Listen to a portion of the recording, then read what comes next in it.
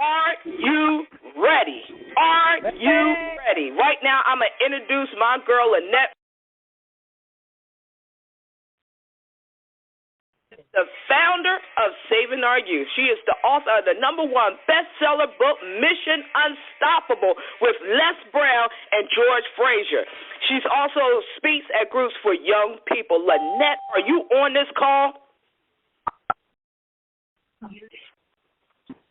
Lynette, good morning. I am out here, Michelle. Awesome, feeling fantastic. Welcome to My name is Lynette Rogers, and I am so excited to be the co-host of this call that is designed to wake you up, shake you up, and take you up to new levels in your life, your career, your business, and your dreams. Momentum propels you forward in life, and without it, success is difficult. Who is this Monday broadcast for? It's for everybody. A stay-at-home parent, a 9-to-5er, a career professional, entrepreneur, if you're in a traditional business or in a direct sales business, a student, or if you're in between jobs or a blessing, a man or a woman, this time with you in mind. A few of my co-hosts. First up, Bishop Dickie Robbins. He is the pastor of Life in Christ Cathedral of Faith, visionary of Dickie L. Robbins Ministries, all the way from Chester, Pennsylvania. Good morning, Bishop. Good morning, Lynette. This is an exciting day. Momentum Monday. We're ready to get it rolling. All right. Well, welcome. I'm so glad you're on with us, Bishop. And next up, we have Miss Danita Washington. She is the founder of Fort Wayne Girls Rock and Girls Rock Summer Camp. She had an amazing, awesome weekend tearing it up in the Milwaukee Makeover Conference. I heard about you, Danita. Are you on the call this morning? Yes, I'm on the call. Good morning, everybody. Let's be women and men that rock this week. Woo! Awesome. And you heard her voice. Welcome every one of you to the call this morning. Michelle Washington, all the way from Newark, Delaware. She's the founder of Michelle Marie Fashion Agency, visionary of Women of More campaign. Good morning, Michelle. Good morning, Lynette. Good morning, team. I am so ready. Woo! Awesome. And last but certainly not least, she is the visionary of this call, and she is out there the most fabulous and amazing Miss Jill Jordan Green. Good morning, Jill. Good morning, and good morning. I'm ready to continue the momentum. Let's go. All right. Well, everyone, we will be here every morning, Monday morning, to make sure your Mondays are never the same. So make sure you take a moment right now and join our Momentum Monday discussion group. You can go ahead and post your comments, ask your questions on the page. Like Michelle said earlier, hashtag I'm on the call. Hashtag I'm on the call. So last week, guys, my goodness, we were discussing a phenomenal book, The Slight Edge by Jeff Olson. And last week we talked about so many things, but one of the things that we made sure we stuck out and talked about was the Slight Edge philosophy, where it states success in anything is easy. It's doing small and simple things continuously over time.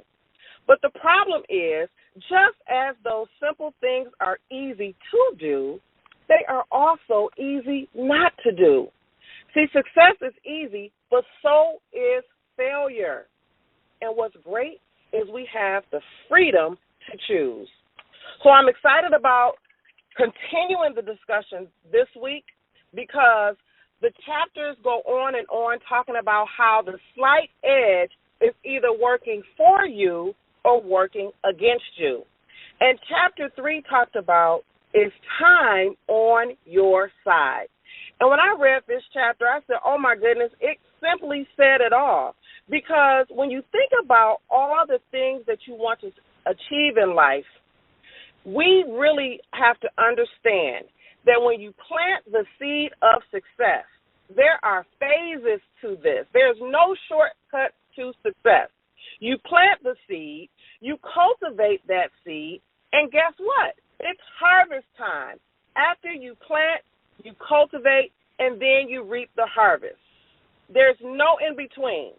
And a lot of times when we're journeying through the journey of life, we want instant success. We want things to happen overnight. Society just molds us to want it instantly. And so we overlook that simple step of cultivating. That is the key, and understanding that time must work on your side. So I want to ask Bishop, how about that simple principle of cultivating and how we really overlook that simple step of understanding that that is where the growth begins. Bishop. Yes, well, the law of agriculture is a natural law.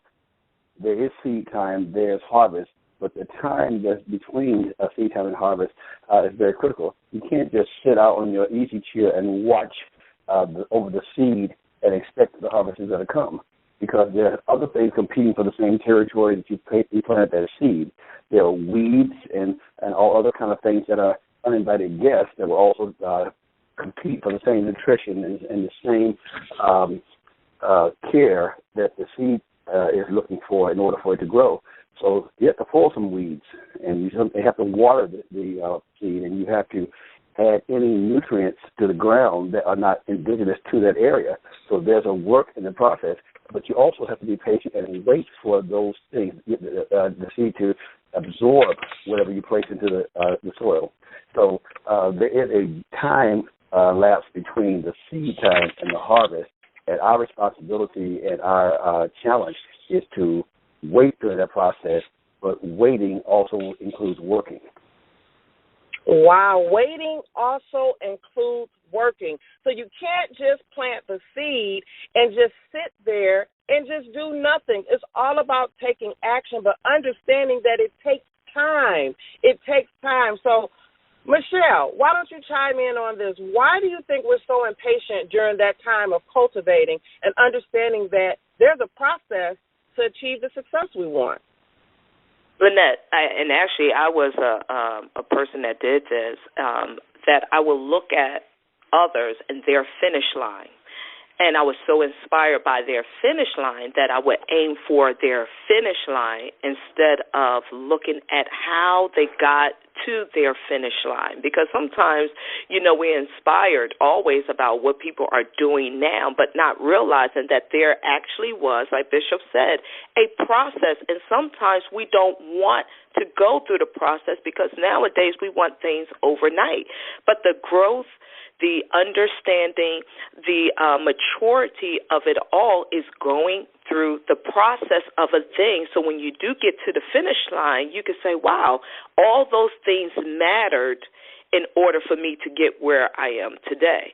The Bible says if you're faithful over a few things, the small things, like Bishop talked about the seed. A farmer is not too far from me, and his field, I watched him. He planted a seed, and over time you could start seeing it develop. It didn't happen overnight, but it was gradually steps that he took to get to that finish line. My goodness, I love it. Thank you so much, Michelle. You said, you used to aim for the finish line. How many of us are just looking at other people, observing the finish line, not understanding the process that it took for individuals to achieve the success? Nothing happens overnight. And, Jill, can you build on that, the fact that, we want the instant success? Oh, yeah. Absolutely. This whole book has really, really blessed me, and this is a book that changed my life. But Michelle said that she used to focus on other people's finish line. Lynette, that's what we all do. We all will watch TV, and that right now, the hot actress is Taraji Henson, right, on Empire. And people want to talk about how amazing she is and how she grew up overnight. Guess what? That did not happen overnight. That seed was planted many, many, many, many years ago. But a lot of us are now going to focus on her finish line. I was at an amazing conference this weekend with Wanell. Oh, my goodness. She hosted her very first conference in Milwaukee. It was a Milwaukee Makeover. And there was an amazing speaker there, Geronda McCrae, who talked about when you see this woman, Lynette, she is beautiful. She is sharp. She's professional looking. And you can get caught up in her glory. But when you hear her story, you'll say, oh, my God, there were some seeds that were planted so many, many years ago.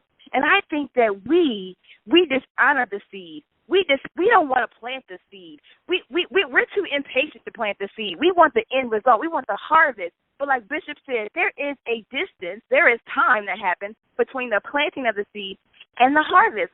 Linda, I remember, back in the day when I was in college, I wanted to be a news broadcaster, right? I just wanted to be on air. I wanted just somebody to give me the microphone and put me at a desk and make me an anchor. Guess what? It doesn't happen that way. There is a process. So I remember on college campus, I got to be kind of like the roving reporter at the time for the news station at the college. Now, I didn't respect that time. I didn't honor that time. I didn't realize I was planting a seed. And guess what? That seed manifested, maybe not in the natural of becoming a reporter, but I used those same communication skills in what I do today as an executive. So there is some honor attached to planting the seed. We just have to wait on the process, Lynette. My goodness, absolutely, Jill. You hit the nail on the head. You have to understand there's a process. A process. If you're on the call, hashtag there is a process. Be patient with the process. Danita, how do you feel about this topic, and what do you have as far as understanding and helping people to understand that we have to be patient with the process? There's so many things. All of us have different goals, but we don't understand the planting. And I'm harping on this because it's 3 steps. It's 3 steps. You plant, you cultivate, and you reap the harvest. Danita, I'm going to throw it to you. Well, I looked at the part when it spoke on looking for a winning lottery ticket in the game that isn't a lottery. The executive president, the successful entrepreneurs, we never really hear of them winning the lottery. You know why? Because they don't play the lottery. See, successful people, they understand clearly that the lottery is not the game that they need to be playing. Life is not a lottery. Success is not just a random act. It's planned and prepared for. And so many times I think we lack planning and preparing for what life really has to offer us. I look at the example, and it's planning over time. It's seasons of this. I look at successful people like Martin Luther King and Nelson Mandela, who made massive changes for massive number of people, not just themselves. But how many times were they told no? How many times were there setbacks? How many times were their lives put in danger? But yet and still they pressed and pushed forward. They took pain and created purpose. They didn't shy away from pain. They actually leaned into it. And a lot of times I think for us, that's that quantum leap syndrome that the book talks about. We have to learn to lean into the pain and the purpose. And so, when I look at successful people, they learn to push and propel despite whatever obstacles come their way. So don't be looking for the winning lottery ticket. That's 1 in a million who get it. The rest of us got to walk this process, and we got to be able to endure some pain so that we can birth purpose. And our purpose really isn't about us. It's about a lot of people who have been assigned to us by God that we are responsible for. So our lives matter. Wow, my goodness. Thank you, Danita. Amazing. Do not look for that winning lottery ticket. All over the country, you'll have people who make the choice every day to put their hopes in the lottery instead of putting their hopes in themselves, instead of understanding that the same faith that they're using to hope that a number come out is the same faith that they can use to put into their own dreams. And every single thing and every choice we make matters. Folks, if you are just joining us, we are continuing our discussion on the book, The Slight Edge. We've been talking about the Slight Edge philosophy, and we've also talked about how time has to be on your side. We have to understand that we have to plant our seeds in fertile ground. We have to cultivate that seed, and we will reap the harvest. Chapter 4, each chapter in this book, it just builds on the next chapter. And I thought about it when I was thinking about how to understand this concept of time.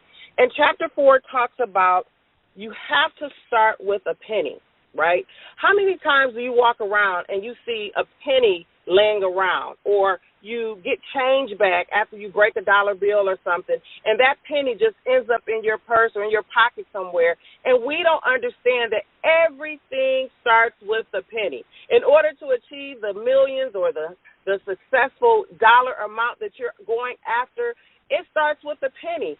Jill, what are your thoughts on the fact that the small things matter every single day, just like the penny? I thought about this for a while, and I think that we disrespect the penny. How many times have you walked through a parking lot and seen a penny laying on the ground? I can raise my hand and I can say I have not picked it up. How many times have you gone through the register, right? You've made a purchase, and you give them $1 for a 99-cent purchase and tell them to keep the change. We disrespect the penny because we don't understand the power of the small beginning. The penny represents the power of the small beginning, and often it is so small it appears to be insignificant. Oftentimes the beginning is even invisible. You can't see the fact that someone planted that seed once it's planted because it's invisible. You can't see the fact that someone has gotten up early one more time to go to the gym. To you, it's invisible. You can't see when someone chooses a salad over a burger because to you, it's invisible. You can't see the small beginnings. However, the Slight Edge says if you continue to apply that small beginning every single day, it will ultimately compound itself, giving you the results that you desire. Lynette, I remember, a lot of my examples are going to be about my rise in corporate America because I was always passionate about my career. And I remember seeing this woman in my office who was amazing. And what I didn't know, Lynette, was I was planting seeds. I was picking up small pennies when I would follow that woman around the office. Every time I would ask her about what she was doing. Every time I told her I wanted to be just like her. Every time I took one small step toward the bigger goal, I was respecting the seed in the process. And that seed, that penny, multiplied itself over a period of time, and it yielded the results that I was looking for. Now, of course, with the penny, you can't just pick up the penny, ladies and gentlemen. You can't just eat salad one day. We're talking about consistency over a period of time. That is the Slight Edge principle. So, Lynette, as you can see, I am pumped up about the penny this morning because I have been guilty of disrespecting the penny, Lynette. My goodness, me too, my goodness. It is so important that we really understand this concept. Bishop, I am going to toss it to you. What are your thoughts on the compound effect and the value of starting with the small things? Well, Jill really rang my bell a little bit with that penny. I'm one of those who don't pass over pennies because, in fact, I picked up one yesterday. We have a team of men that go out on the street and pray in some of the difficult areas. And while we were praying, I noticed that there was a penny by my foot. I didn't interrupt the prayer, but as soon as it was over, I picked up the penny because I said somewhere this penny has 99 brothers. And when I get them all together and reunite the family, I'm going to have $1. So the bottom line is anytime you disrespect small things that have value, you're going to have a major disappointment down the road. You don't experience a disappointment immediately because the penny doesn't seem to have a whole lot of value. But the multiplied impact of a penny, the exponential growth of it, can lead you to millionaire status.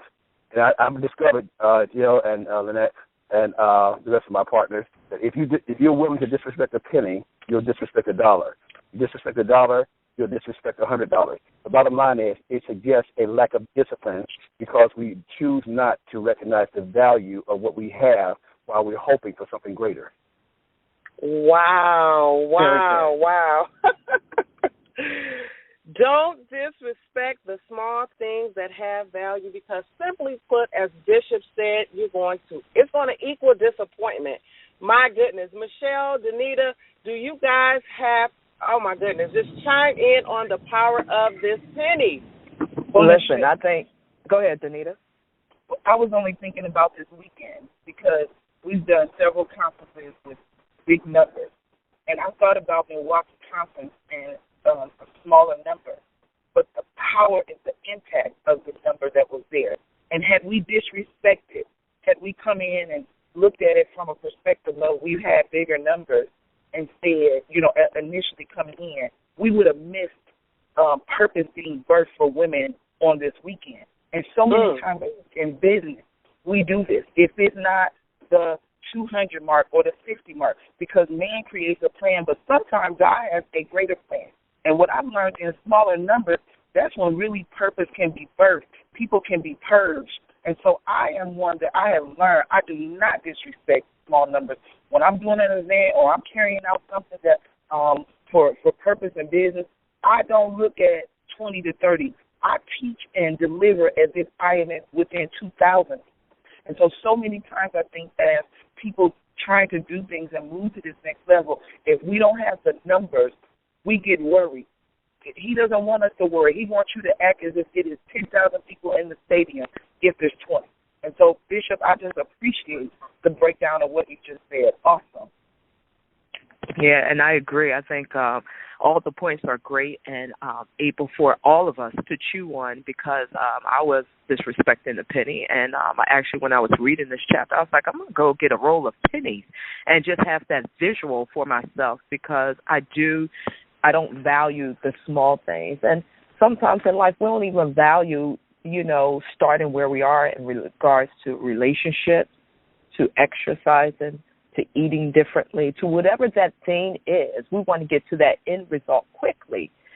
But I challenge everyone on the phone today that wherever you are, start there. Don't try to be a person that work out an hour if you know that's not in you. Start where you are. Do 15 minutes and then gradually go further and further. And that's how we're able to really see the growth in our lives, just like we tell our children.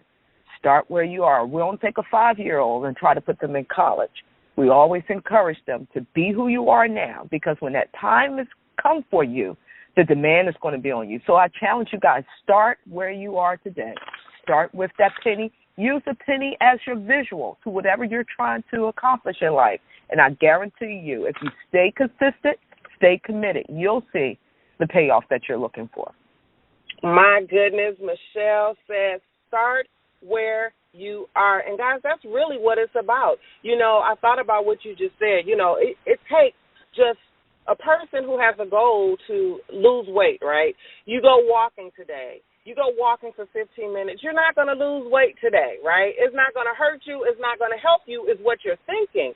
But if you take that 15-minute walk today and you make that 15-minute walk tomorrow and just do small steps. You don't have to run a marathon a day. 15 minutes a day will eventually get you to the desired you want, the desired goal you want.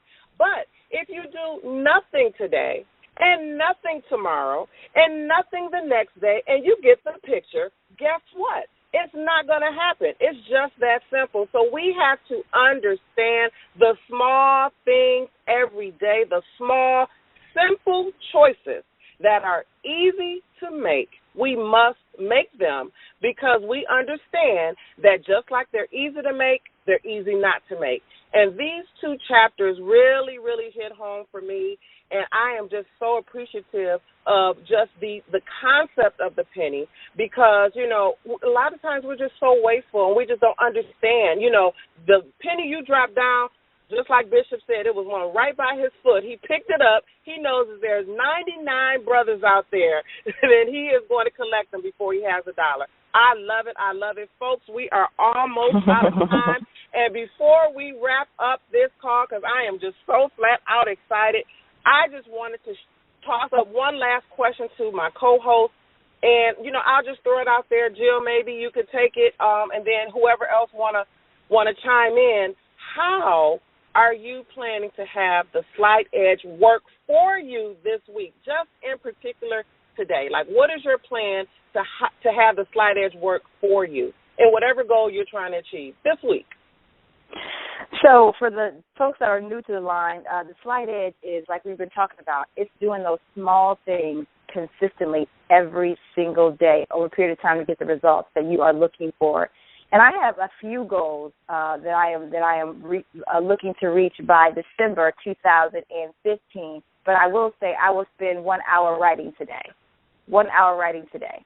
And for me, that's very difficult, Lynette, to take a whole hour out of my day to do anything because I'm so busy. But I will spend 1 hour. It won't be straight, right? There'll be a few minutes at a time, but I will get an hour instead of writing to achieve my writing project by December 2015. That's one of the things. But I do want to say real quick, Lynette, about the penny before we wrap up, is that the penny positions you for more. The penny really positions you for more. The penny is the beginning. Without the beginning, you don't have more. So the penny really does position you. Because I'm challenging myself, Michelle. I'm saying, you need to stop disrespecting the penny, right? Yeah. I know I got pennies in my couch. I know I have pennies in my ashtray. I know I have pennies in my car somewhere under rugs, right? The penny positions you to have more. You just have to apply the patience to the process. So anyway, that's my nugget this morning. That's my hashtag for my own self. I love it. We need to hashtag that. The penny positions you for more. I love it. I love it. Folks, we are running up against our end time. And I just wanted to say also before we end the call, the fact that each person dials into this call every Monday morning, you are literally planting the seed. It is cultivating every week. Every time you chime in, you could be doing any other thing. You could be listening to some foolishness on the radio. But the fact that you are chiming in and listening to something every Monday morning that's going to propel you every week. I look at just my preparation for the calls every week. I know that this is preparing me for the things that I said I wanted to do in my life, and I'm just super flat out excited because when you understand the Slight Edge philosophy, you really need to go to work and make it work for you, and that is something that I'm committed to doing, especially now that I see it crystal clear and understand the principles. Any final words from our co-host before we close out? Yes, Anita, one of the things that Jill and I can probably relate to, we both ran track, and sometimes people get into the track, onto the track, and they think about the finish line and overlook the starting line, and all it takes is one false start, and it disqualifies you to even pursue the finish line.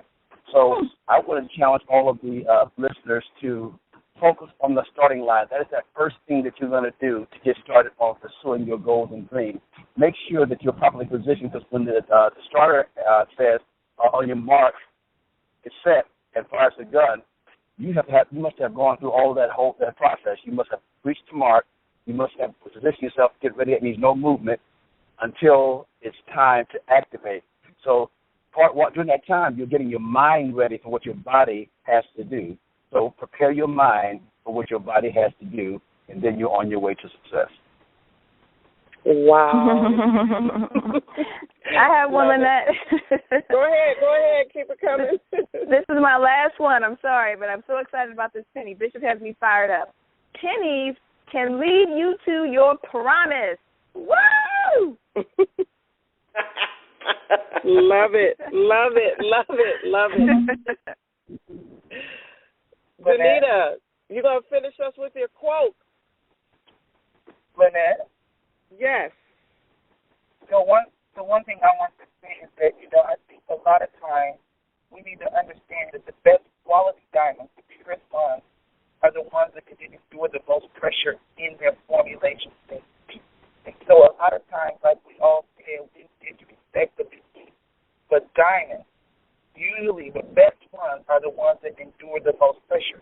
And so for me this week, I am under pressure. I am under pressure the last month.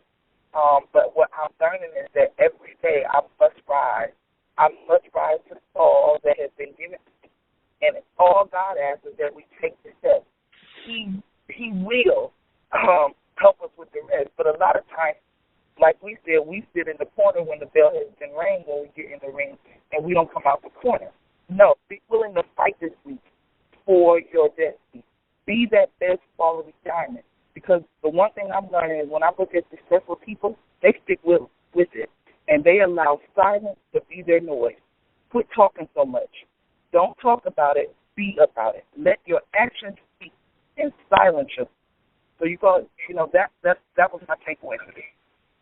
My goodness, guys. Thank you so much, Danita. Thank you to the co-hosts. We are flat out of time. I am so excited again. We will be picking up again and carrying the conversation on our Facebook Momentum Monday group page. We are going to open up the lines, and when we open up the lines, I want everybody to say, I'm picking up my pennies. I'm picking up my penny. I'm picking up my penny.